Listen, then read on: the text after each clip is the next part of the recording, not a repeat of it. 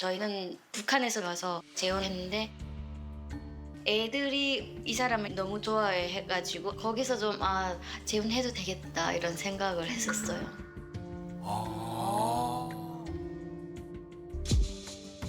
어떤 문제가 왜? 있겠? 너무 강압적으로 키워서 너무 불쌍할 정도예요. 말이 명령적이고 그리고 경고성이고 북한에서 교육을 받던 사람이니까 굉장히 예의를 중요시하고 말투, 태도 이게 용납이 안 되는 거예요. 엄격하시구나. 화장지를 한 칸을 가지고요. 4번 접어가지고 이렇게 쓰거든요. 그게 좀 너무 심해요. 무조건 강압적으로 이런 것들 때문에 좀 많이 힘들어요. 이름은 이철은이고요. 저는 2016년 9월 서해 해상으로 헤엄을 쳐서 자유를 찾아왔습니다. 네, 안녕하세요. 저는 한유미고요. 한국에 온 지 한 20년 차 됐습니다. 중국을 통해서 두만강을 해서 대한민국으로 왔습니다. 네. 두만강으로. 두만강. 남편은 지금 한국 오신 지 10년 되셨고 네. 아내는 20년이 되신 거네요. 네. 네. 또 아이들까지 있으면은 맞아. 재혼이 또 쉽지 않았을 텐데 어떻게 결정하게 되신 거예요? 재혼 결정은 솔직히 뭐 우리가 다시 재혼을 해서 결혼을 해서 살아야 되겠다라는 생각까지는 안 했댔어요. 그렇게까지 생각은 안 하고 그냥 연애만 하려고 했었는데 애들이 먼저 아빠라고 부르면 안 되겠냐. 그래서 제가 이제 거기서 조금 뭉클했던 것 같습니다. 예. 애들이요? 오, 아이들이 그래서. 더 먼저 좋아했구나. 네. 저도 재혼 생각은 아예 저는 인생에 재혼이란 없다 이렇게 쭉 살아왔어요. 북한도 아니고 한국에서 내가 애 둘을 굶겨 죽일 일도 없고 얼마든지 혼자서 살 수 있다 이런 자신감으로 살았었는데 어느 날 애들이 삼촌이라고 원래 불렀었어요. 이 삼촌이 너무 좋은데 아빠하고 싶다. 헤어지지 말고 그냥 결혼해서 같이 살면 안 돼요. 그렇게 얘기를 하는 거예요. 이 사람이 그 사이에 보니까 아이들에게도 굉장히 신뢰를 주고 또 나도 이 남자에게 굉장히 신뢰감을 갖게 됐다. 이런 얘기를 하시는 거죠. 네. 근데 보니까 남편분이 약간 어떤 점이 약간 강압적으로 느껴지시는 게 있는 것 같아요.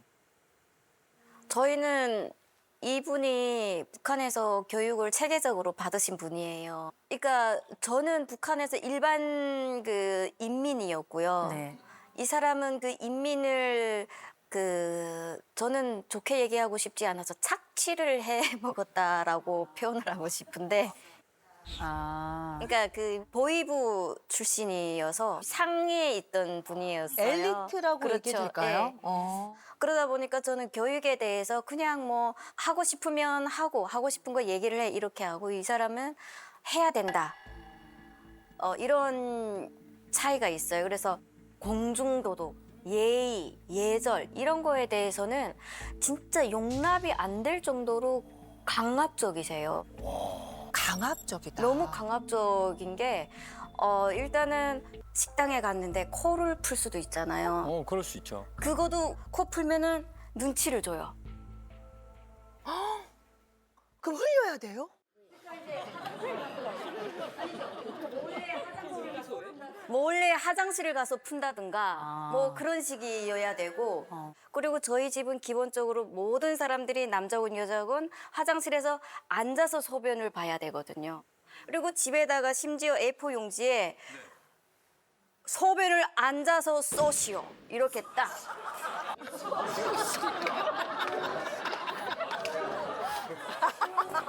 쏘라. 쏘라고? 진짜. 손님들이 저희 집에 오잖아요. 손님들도 마찬가지예요. 타이트하네. 네, 정말 그래요. 그 정도로 되게 예민해요. 아이들과의 관계는 괜찮으세요? 처음에는 솔직히 제가 앞에 나서서 애들을 훈육은 하진 않았어요. 왜냐면 애들에게도 이제 스며들 시간이 필요하기 때문에 제가 갑자기 들어온 아빠라고 하는 놈이 갑자기 지들을 욕하면은 상처받을 것 같아서 뒤에서 와이프한테 자꾸 욕하라고 그러니까 나쁜 사람이 된 거예요. 한마디로 말하면 와이프는. 근데 그 어느 정도 시간이 흐르다 나니 이제는 나도 아빠로서의 역할을 해야 되는데 그리고 또 시간이 흘러가지고 애들도 아빠의 말을 받아들일 준비가 되어 있기 때문에 저도 이제 요구를 하는 거죠. 요구를 하는 거죠. 그 우리 맞이한데도 이야기할 때 처음에는 조금 부정적이었어요. 솔직히. 되게 얘는 한국에서 태어나가지고 한국의 교육 시스템을 받으면서 자란 애기 때문에 아빠가 이야기하는 것 자체 처음엔 무슨 말인지 모르는 거예요. 아. 저 말이 뭐지? 하고 이렇게 멍 때리는 거예요. 그러면 그거를 보면 또 아빠로서는 또 기분이 없어요. 왜 빤히 쳐다보지? 이렇게 되는 거예요. 아. 모르는데.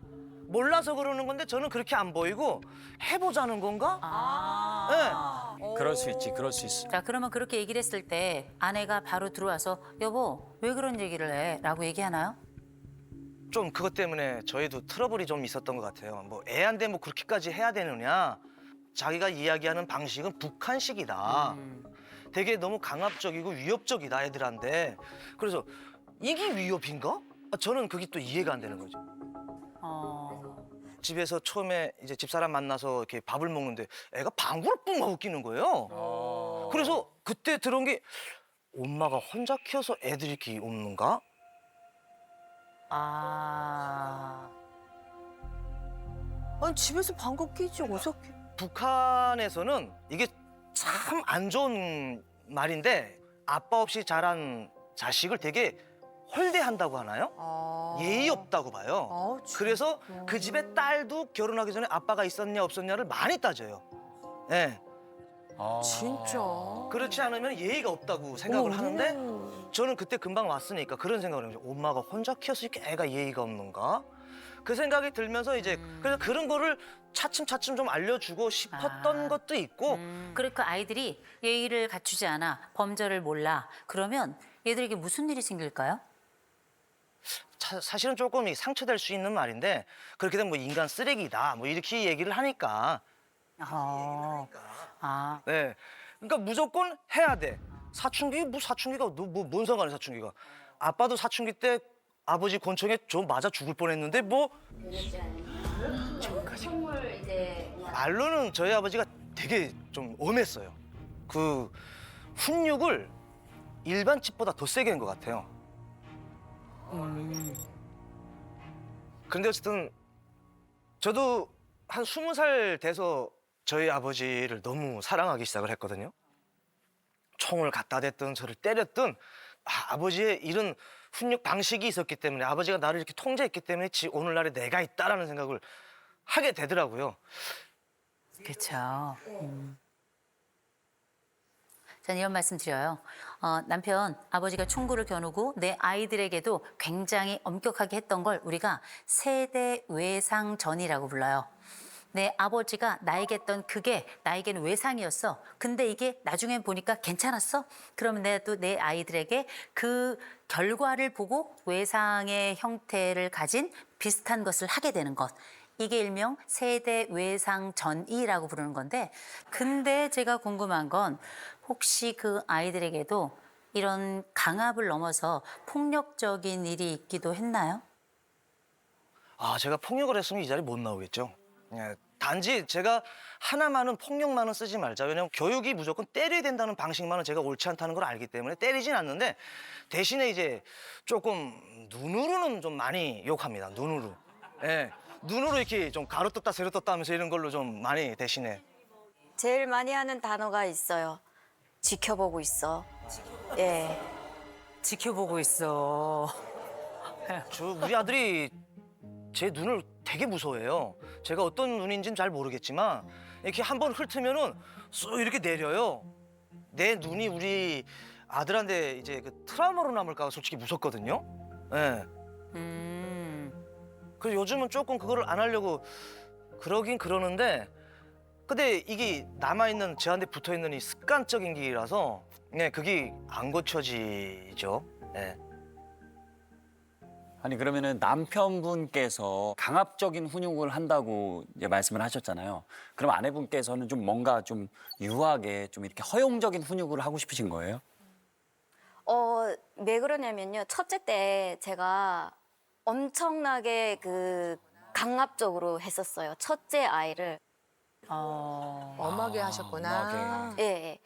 이 시기에 애가 젓가락질 못하고 물컵 사용을 제대로 못하면은 정말 손을 젓가락으로 때릴 정도로 그렇게 하면 정말 강압적으로 했었어요. 아, 진짜 엄하셨네. 오. 그렇다 보니까 너무 후회가 되는 거예요. 그 첫째한테 막 미안한 마음도 들고.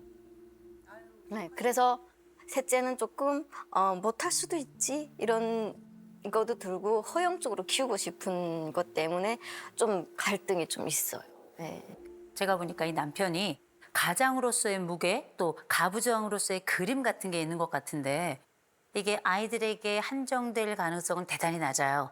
혹시 아내에게도 이렇게 지켜보고 있어 라고 또 하시나요? 아, 와이프한테는 그러지. 뭐. 그런다고? 그치. 아니, 그렇게 지켜보고 있어 하고 와이프한테는 그러지 않죠? 뭐, 지켜보고 있다고는 하지 않고요. 그렇죠. 요즘에 참 마음에 안 든다. 마음에 안 든다. 나 그게 이게 듣기 뭐죠? 싫어. 뭐야? 네. 뭐 상사야? 저희 남편은 주로 하는 게 지시, 지시, 그다음에 명령. 명령. 명령. 주로 하던 게 그거예요. 아. 북한에서 하던 게 그거니까 네. 집에서도 주로 지시하고 명령하고 하라. 유미 하라. 이런 식으로. 와. 야. 몸은 한국에 왔는데 정신 상태는 북한에 있는 거예요. 우리 남편은 정말 이 사람은 정말 이런 사람이야 라는 게 아주 명확하게 나타납니다. 자극추구 점수라는 게 있어요. 이게 12점이에요. 이거는 한 80대에서 90대 영감님들에게 진짜. 나타나는 아주 보수적이고 절대 외부의 어떤 자극도 우리를 흔들면 안 되는 안전과 안정이 굉장히 중요한 사람이에요. 그래서 이 가정이 깨지면 안 돼. 그래서 아내가 무엇을 생각하든 이 남편은 지키는 데 몰입하고 있다. 라는 걸 먼저 알고 계셔야 되고 대신에 불안이 또 낮아요. 이게 맞아 싶으면 고! 그냥 가는 거예요. 두려워할 게 없어요. 왜냐하면 두려움에 심장이 없어요. 그래서 그 서해를 건널 수 있었던 거예요. 보통 사람 아닌 거죠. 신념의 사람이에요. 이게 맞다 싶으면 끝까지 가는 거예요. 그러나 이게 딱 잘못하면 다른 사람들에게는 엄청난 억압이 될 수 있는 게 이 남편이 사회적 민감성이라고 하는 게 지금 7점이거든요. 7점은 다른 사람을 이를테면 사정을 봐주고 이런 게 없어요. 그냥 이게 맞아, 렛츠고. 이렇게 가는 거고 대신 스스로에게도 엄격해요. 다른 사람들이 해야 되는 건 나도 해요. 그래서 내가 해야 되는 건 그 사람들도 해야 되는 거예요. 이거를 더 강화하는 특성이 있습니다. 자율성이라는 개념이 있는데 자율성이 100점이에요. 첫째, 자기 주도성이 엄청난 거고요. 책임감도 어마어마한 겁니다. 그런데 그 책임지는 방식이 뭐냐면 이 연대감 점수도 지금 77점이라 내 가족을 꽉 끌어안는 거거든요. 그래서 이 남자는 아마 새 아이들 그리고 내 아내를 아마 죽을 때까지 책임질 거예요. 그리고 책임감이 있으니까 첫 번째, 새아버지 컴플렉스가 생겼단 말이에요. 내 자식으로 키워. 그런데 혹시 새아버지 밑에서 커서 이런 건 아닐까라고 하는 두려움이 남몰래 있는 거예요.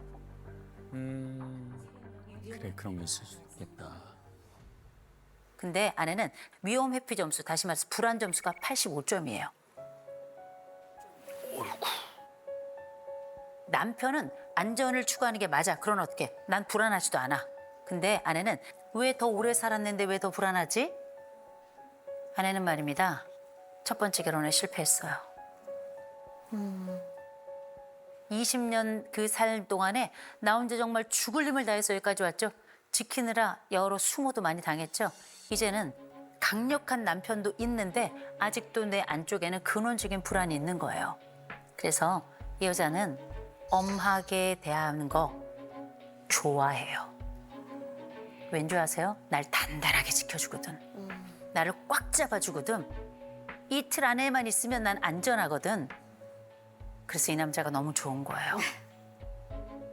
남편 자율성 100점이었죠? 아내 자율성이 28점이에요. 어머. 맞아. 20년 가까운 세월 혼자서 애들 키우면서 이렇게 산 사람이 맞아? 이런 생각이 들 정도인데 원래 이거보다 높았을 거예요. 훨씬 높았을 거예요. 이 남자랑 살면서 이제 내가 뭐 막 안 해도 돼. 안심이 돼서 그래요. 우리가 먼저 생각해야 될 것. 이런 것들이 지금 우리 가정생활에 무슨 영향을 미치는가? 일단 이 아버지가 엄격하더라도 일관성이 있어서 전 괜찮다고 생각합니다. 그리고 이 아버지가 가지고 있는 기본적인 방향이 틀렸다고 볼 수는 없다고 생각해요. 아이가 예의를 갖추고 범죄를 갖추는 건 얼마나 중요한 일입니까? 요즘은 그런 게 없어서 문제거든요. 네.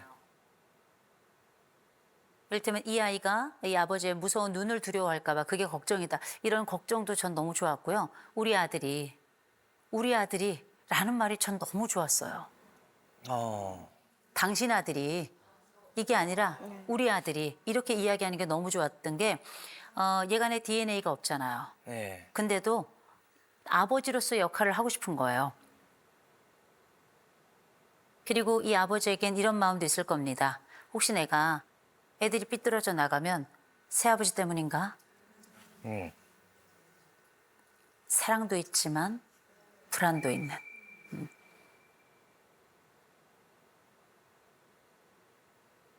그래서 더 엄격한 거예요.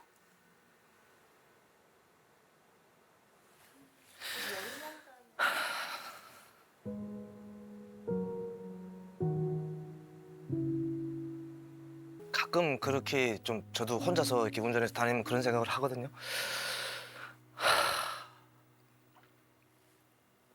이 애들이 이제 커서 내가 그 했던 훈육이라든지 이런 방식들을 좋아할지 아니면 나빠할지